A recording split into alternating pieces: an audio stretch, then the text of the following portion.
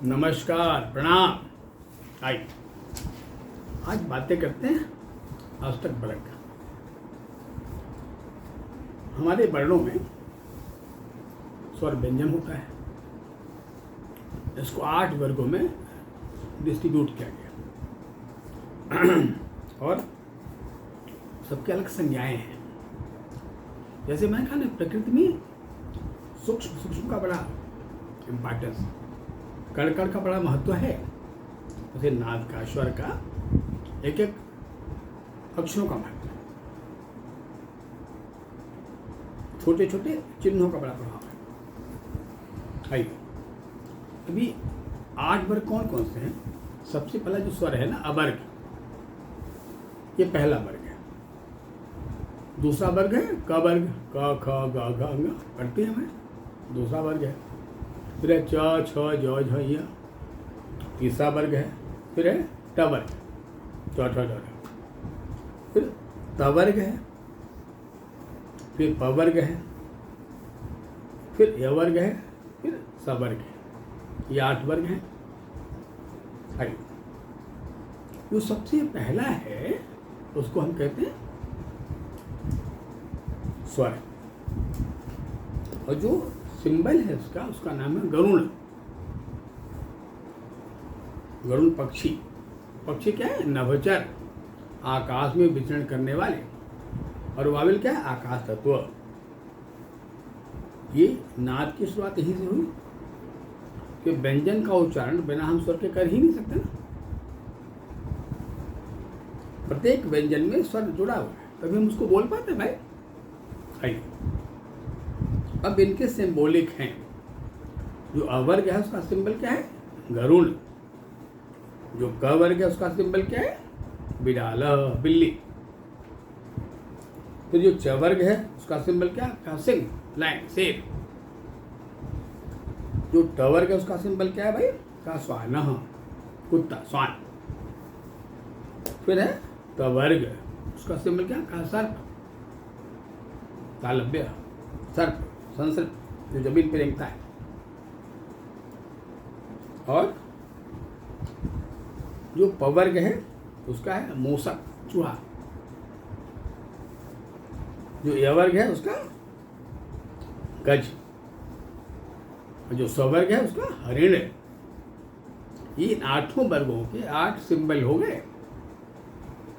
अब इसमें क्या होता है, जिसमें जो 5वां वर्ग होता है उससे शत्रुवत संबंध होता है, बाकी मित्रवत होता है या सामान्य होता है। अब जैसे मान लीजिए अवर्ग है, इसका 5वां क्या होगा? उसका 5वां होगा त वर्ग। हम गिनेंगे तो 5वां आएगा त वर्ग, तो थ ध न। उसका सिंबल क्या है? उसका सिंबल है सर्प। मैंने जो गरुड़ है वो सर्प का शत्रु है, और जो सर्प है वो गरुड़ का शत्रु है। पर डोमिनेशन तो गरुड़ का ही होता है। आइए इसको हम प्रयोग करते हैं कब? जैसे कोई व्यवसाय करना है, कोई मित्रता करनी है, कोई संबंध बनाने हैं, और मान लीजिए कुंडली वगैरह नहीं, तो वहाँ पर हम इन अक्षरों का प्रयोग करते हैं कि इस अ नाम वाले को ये त नाम वाले कैसा सूट करेगा, जिसका नाम त थ ध न से होता है। पर मान लीजिए किसी का दूसरा वाला वर्ग है क ख ग घ वाला, जिसका सिंबल क्या है? बिडाल, बिडाल। उसका 5वां कौन सा होगा भाई? उसका 5वां का पवर्ग, उसका सिंबल क्या? कहा मूस का, चूहा। तो हम जानते ही जाते हैं कि बिल्ली और चूहे में बड़ा परस्पर द्वेष है, शत्रुता है भाई। बिल्ली देखा, चूहे भागने शुरू कर दिया, और चूहा दिख गया तो बिल्ली दौड़ा ले पकड़ने के लिए। अतः इस क वर्ग से जो प्रॉपर वैमन शत्रुवत संबंध है वो हमारे वर्ग का है। आइए अब आगे बढ़ते हैं। तीसरा जिसका नाम च वर्ग है, च, चित्का, च वर्ग। इसका सिंबल क्या है? शेर, लायन, सिंह। अब इसका शत्रु कौन सा है? जहां इसका एनिमिकल रिलेशन है भाई, इसका जो 5वां कौन सा होगा? का ये वर्ग, गज। वो अपने अनुपात में बड़ा है, ये अपने दहाड़ में बड़ा है। पर दोनों कहीं जंगल में राज्य तो करते हैं। तो विशाल काय है, ये विशाल काय नहीं है, इसकी दहाड़ बहुत है, पता है। तो जो ये चवर्ग है, इसका जो शत्रु वर्ग है वो यवर्ग है, यार अल्लाह वो। अब आगे बढ़ते हैं। जो चौथा वर्ग है इसको श्वान कहते हैं। अब श्वान का शत्रु कौन है? का हरिण, मृग। जो मृग को देखकर कुत्ता दौड़ा देता है, तो उसका जो शत्रु है तबर का वो सवर्ग है, स्वख स्व। इनमें आपस में शत्रुवत संबंध होता है। ये साथ ही इसको प्रयोग किया गया कि कहीं कहीं जब कुंडलियाँ वगैरह नहीं होती हैं और आदमी को मित्रता करनी होती है या विवाह आदि करने होते हैं, कुंडली नहीं है, तो कुछ सहयोग के लिए इसका प्रयोग किया जाता है और ये प्रयोग भी लाभकारी है। आइए अब एक बड़ा महत्वपूर्ण बातें कर लिया जाए। महत्वपूर्ण है, कल 30 तारीख है, कल 4:32 पे ग्रह बदल रहा है। उसका नाम बुध नाम का प्लेनेट है, बहुत महत्वपूर्ण ग्रह है, छोटा सा ग्रह है पर सूर्य के सबसे करीब का ग्रह है। सबसे करीब बुध है, फिर शुक्र है, फिर पृथ्वी है, फिर मंगल है, फिर बृहस्पति है, फिर शनि, इस क्रम में फिर नेपच्यून का बात का विषय है। आइए, ये सूर्य के करीब रहने वाला बुध नाम का जो ग्रह है बहुत महत्वपूर्ण है हमारे जीवन में। इसका बहुत ही हम सबके जीवन में बड़ा योगदान है, जीवन की सुरक्षा के लिए। बुध मरकरी, शार्पनेस, समझ देने वाला, जागरूक बनाने वाला, त्वचा के सौंदर्य की रक्षा करने वाला, दोनों विपक्षों, दोनों पक्ष में, जो सूर्य का ग्रुप है या शनि का ग्रुप है, रात्रि सत्ता हो या दिवा सत्ता हो, दोनों मैत्री कराने वाला। ये बुध इधर बड़ा कमजोर चल रहा था, कर्क में था, कर्क में बुध बड़ा कमजोर होता है, वो कल परिवर्तित हो रहा है भाई। एक बड़ा महत्वपूर्ण परिवर्तन है, इंपॉर्टेंट चेंज। अब बुध 5 में जा रहा है, सूर्य के साथ जा रहा है, अच्छी बात है। सूर्य के द्वारा जो वायरस पैदा किए जाते हैं, ये वर्षा तो बड़ी सेंसिटिव होती है और सिंह सूर्य तो बड़ा गर्म होता है। इसी ऋतु में जो ज्वर होता है, जो बुखार होता है, बड़ा तीव्रतर होता है। पहले तो कभी कभी जब शीतल आता था, ऋतु आती थी ना, तो उसके वायरस इतने कसकर विषैले होते थे ना कि बच्चों को सेप्टिस हो गया, सेप्टिक मेनिंजाइटिस हो गया, एन्सेफेलाइटिस हो गया, सेप्टिसीमिया हो गया, ऐसी बीमारियाँ पैदा हो गई। ऐसा तब होता है जब बुध सूर्य के ताप को उसकी तीव्रता को थोड़ा अपने में अवशोषित नहीं कर लेता। इसका काम है ओजोन परतें बनाना, ताकि सूर्य से बड़ा फायदा है। और अगर सूर्य बड़ा तीव्रतर हो जाए तो बड़ा उष्ण है, तपने वाला है, बड़ी गर्मी है, हमारा स्किन जल जाएगा, स्किन कैंसर हो जाएगा। तो पहला कि ये अच्छा है, ये परिवर्तन अच्छा है। बुध जब कमज़ोर होता है तो जो हमारे मनोरोगी होते हैं ना, मनोरोगियों का हालत बिगड़ने लगता है, उनके बॉडी में सोमेटिक पेन होने लगता है, बड़ा दर्द होने लगता है। उसे कहा गया ना कि जो बुध है वो चंद्रमा का सुत कहा गया। जैसे सूर्य का पुत्र शनि होता है, उसे चंद्रमा का सुत कौन है, पुत्र कौन है, बुध। और दोनों ही पुत्र अपने अपने पिता के अपोनेंट कंपोनेंट।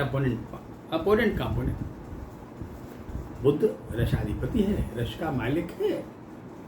चंद्रमा मनाधिपति, मन को स्वस्थ रखने के लिए, स्वस्थ रहने के लिए रस की बड़ी आवश्यकता है।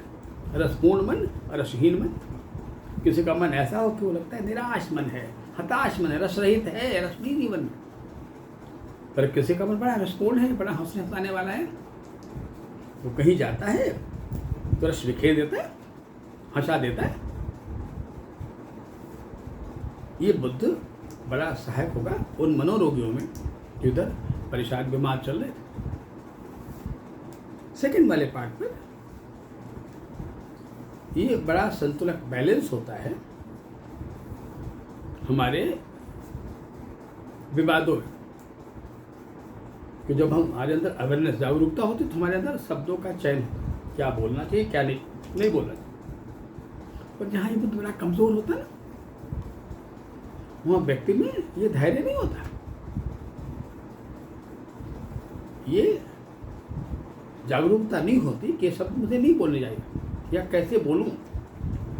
इसे प्लेनेट ऑफ डेकोरेशन में कहते हैं, एलिवेशन में कहते हैं, सजावट। बोलने के पहले शब्दों का विनिमय था, शब्दों पर हमारी पकड़, शब्दों का प्रॉपर डेकोरेशन। और ये डेकोरेशन सौंदर्य है, अलंकरण है, भाषा का सौंदर्य। ये सब इसकी आवश्यकता है। ये किसी वस्तु की अच्छी पैकेजिंग है, किसी व्यक्तित्व की अच्छी पैकेजिंग है, संबंधों का अच्छा सौंदर्य है बुद्ध। ये अच्छा प्रयोग है। अमन बुद्ध शुक्र आसपास ही रहते हैं, सूर्य के आसपास ही रहते हैं। बुद्ध बदला, अब संग्रह सूर्य के साथ आ गया, कल से आ जाएगा, अभी आया नहीं, कल आएगा। 2-3 दिन में मैच्योर हो जाता है। अच्छा फायदेमंद होगा, ये बढ़िया है। थोड़ी वर्षा संतुलित हो जाए। सेकंड शुक्र नाम का जो है वो कर्क में चल रहा है। जब हम सितंबर तकरीबन आधे में चलेंगे, 14-15 आसपास में, तो दोनों बदलेंगे। बुध कन्या में हो जाएगा और सुंदर हो जाएगा, और शुक्र नाम का जो ग्रह है वो सिंहस्थ हो जाएगा, वो कर्क से निकल जाएगा। फिर ये तब होगा जब सूर्य कन्या में जा चुका हो। तो ये अच्छा भी, इधर दोनों बड़े कमजोर कहे थे। अभी जो बुध है वो सूर्य के साथ हो जाएगा 30 तारीख के बाद, कल शाम के बाद से। शुक्र कर्क में होगा, उससे पीछे होगा 12वें खाने में होगा, अच्छा होता है 12वें। कर्क में थोड़ा कमजोर कहा जाएगा। पर इन ग्रहों का सहयोग शनि को नहीं प्राप्त होगा, सूर्य को तो प्राप्त हो जाएगा, क्योंकि मंगल जस्ट आ गया कन्या राशि में, सूर्य के पास ही है। जो बृहस्पति है वो वर्तमान मिथुन में चल रहा है, वो भी उस ग्रुप में है, 3, 4, 5 में चल रहा है। क्यों 3 में मंगल है नहीं, जो मंगल है वो कन्या में, 3 में बृहस्पति, मिथुन में बृहस्पति है, 3 में बृहस्पति है, 4 में शुक्र है, 5 में सूर्य बुध हो जाएंगे, 6 में मंगल है,